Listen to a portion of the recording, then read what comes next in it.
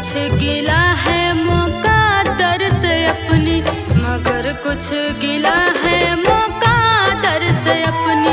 ज़माने से हमको शिकायत न इतनी, मगर कुछ गिला है मुक़द्दर से अपनी, मगर कुछ गिला है मुक़द्दर से अपनी।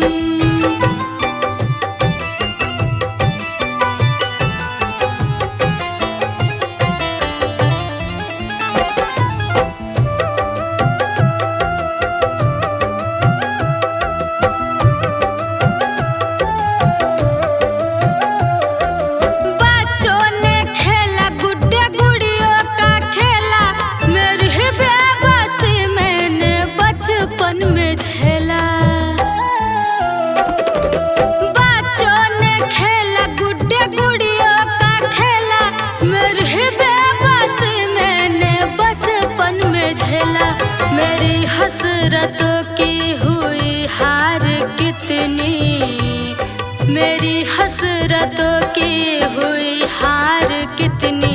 ज़माने से हमको शिकायत न इतनी, मगर कुछ गिला है मुक़द्दर से अपनी।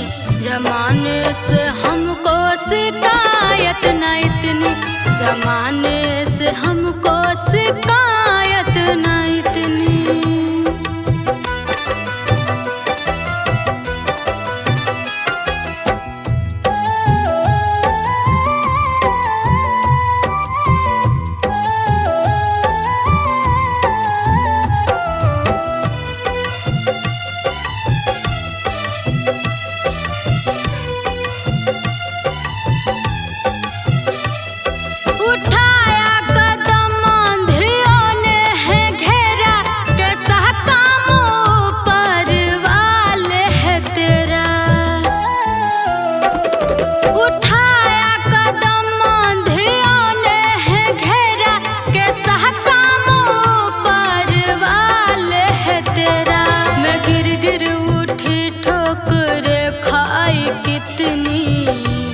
मैं गिर गिर उठी ठोकरे खाई कितनी।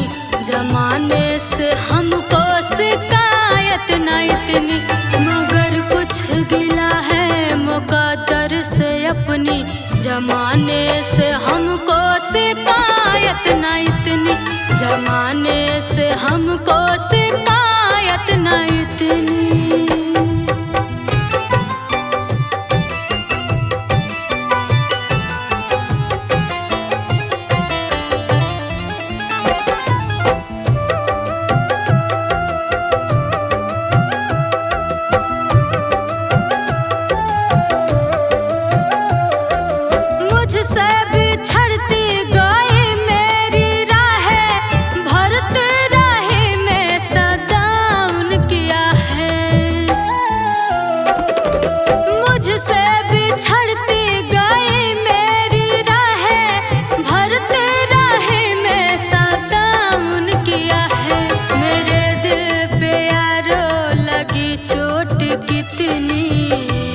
मेरे दिल पे यारो लगी चोट कितनी।